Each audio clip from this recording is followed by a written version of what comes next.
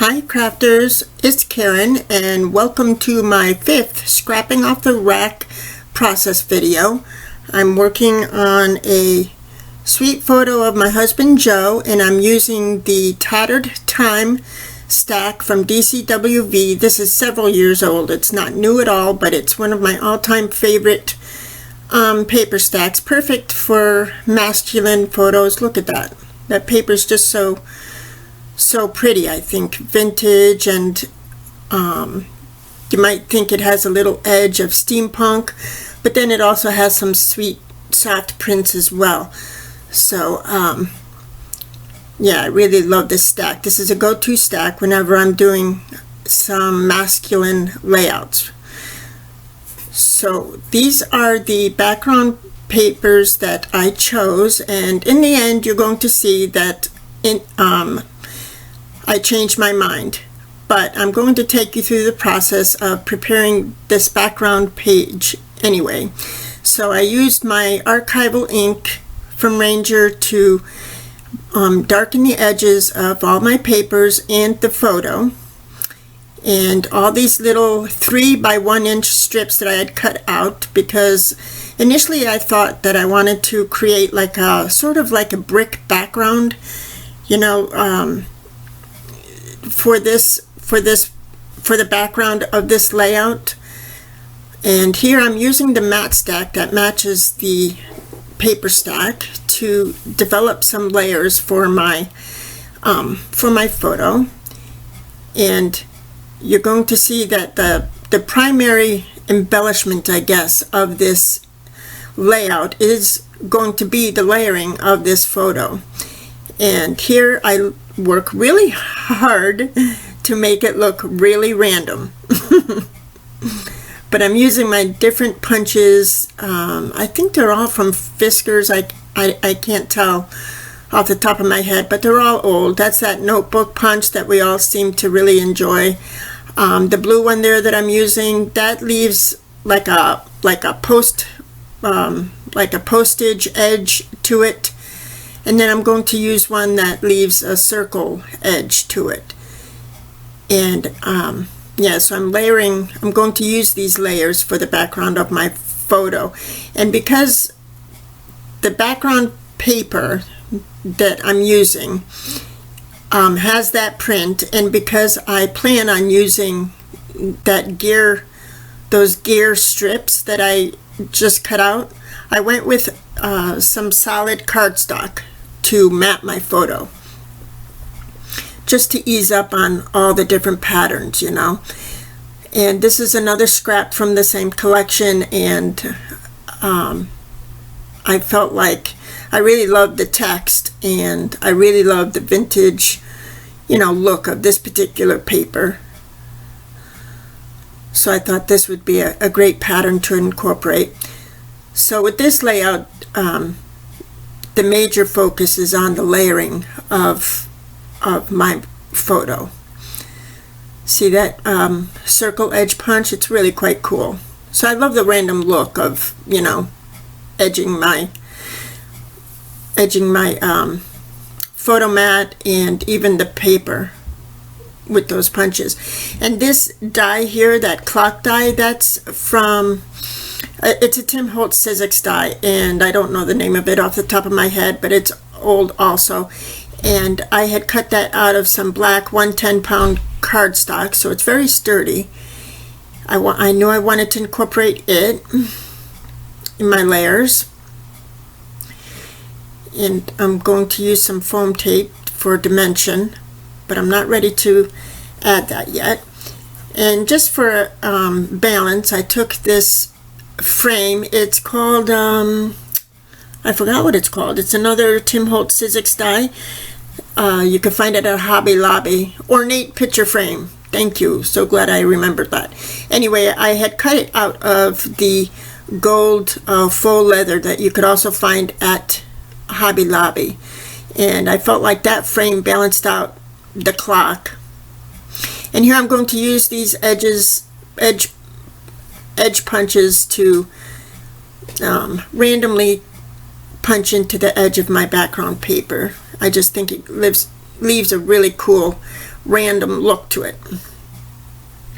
So I did want to mention that one of my subscribers had requested that I work with the Tattered Time paper stack for one of my scrapping off the rack videos, because it is a paper stack that's hard to work with for regular scrapbooking. You know, to know how to work with the different patterns and this and that. So I told her I would be more than happy to work with it. But I wanted to let you all know, if there is a paper stack that you all are, you know, that you really love, but you're just not sure how to work with, you know, let me know, and I'll pull it out of my stash. Chances are I have it. So, yeah, if you have any requests, if you will, of a paper stack that you'd like for me to work with, just let me know. We'll leave it in the comments below, or what have you. So I wanted to back all of this matting with some solid. See, it needed that solid cardstock to go between the pattern paper and the pattern paper of my background paper, if you see what I mean.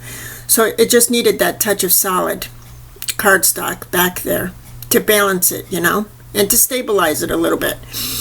So here I added this piece of cheesecloth that I had in my stash that I had colored for another project in that olive green color, and I wanted it to be incorporated in my layers because I really love texture, like that faux leather and the cheesecloth and the chipboard. It just I really enjoy the textures. So here, as you can see, I set up those strips. They're 1 inch by 3 inch strips, and I tried to do it in a brick pattern, but you know, I just wasn't loving it. I wasn't feeling it, and yeah. So I knew I knew this wasn't going to really work. And here I'm giving the bricks some shadow using my Faber-Castell pen. I was able to do that because I used gel medium to adhere those pieces. And then I realized, you know what, Karen, calm down. You're making it more complicated than it has to be. Just in the end, I just go back to my old favorite, just layering. So this is so cool when you use these foil pens on something. Doesn't it look like, you know, when you watch embossing come to life with your heat tool? Yeah, I love that. It looks really cool. Yes, this is a silver foil pen that I picked up at Hobby Lobby. And here I realize, yeah, this isn't gonna work. This is just like too much. I'm thinking about it too much. Just, you know, just layer your background. Don't let it compete with my photo mat and all the layers that I added to it. You know, I needed the background to complement my photo and all the layers that I used to map my photo. I didn't need a background that was going to compete with it. So I set aside that background paper to use in some other way at some other time, and I'm just going to do some simple layering here. And I love this gear paper, and you can tell it has a bit of a veneer finish. You see it has like a glossy accent kind of finish to it. So does that background paper there, and it's that steel gray look, which matches my photo perfectly. But I did want to bring in some browns, brown earth tones. So I do that with, well, you'll see, with some other scraps. So see, that's, for me, that works so much better because the background does not compete with my photo and all the layering I did for that photo. So to add a little bit of brown, I just slipped in this scrap piece of paper from the collection back there, and I had to put on my scrapping jacket. And now I take some of these pieces that are also 1 by 3, and I arrange them the way I should have arranged the other pieces on my other background paper to begin with, in this kind of staggered way.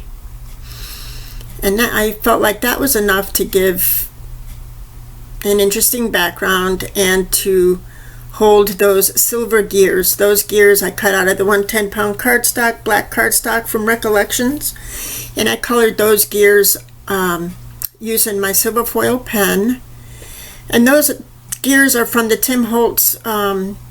This past year he came out with another Sizzix die with I forgot the name of it, sorry, but he has two Sizzix dies that have gears, and all the gears are different, so that's where I got my gears. I cut them out of the cardstock with my Sizzix dies.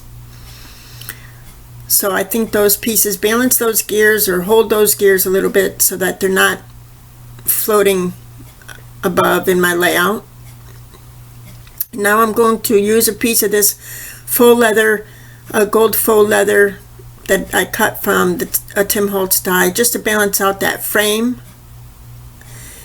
that I have there. And now I'm taking out these Recollections micro beads. Now these are tiny micro beads.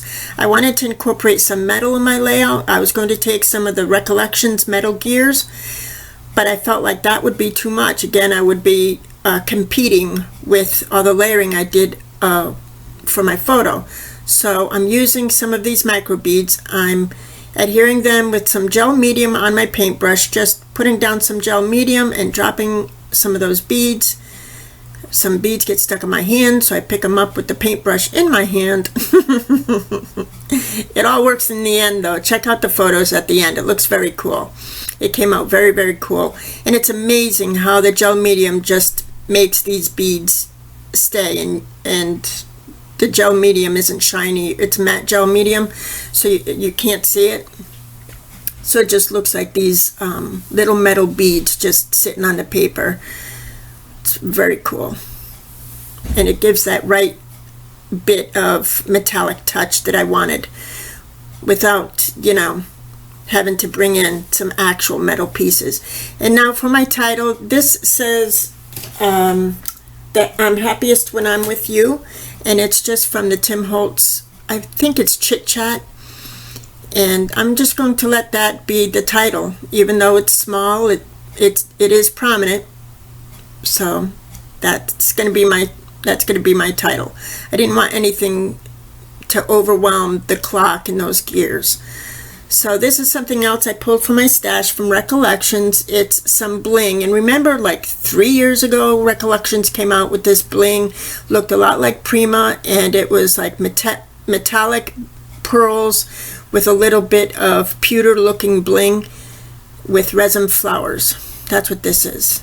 And it seems as though over the years that adhesive got stronger.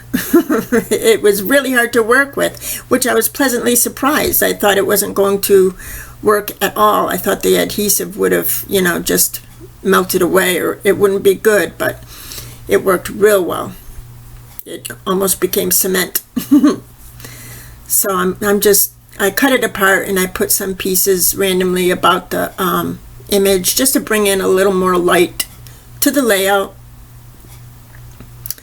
And this is a paint pen that I picked up at Hobby Lobby, and I was wondering if it was going to work on this veneer paper back there, and it doesn't, so I put that away.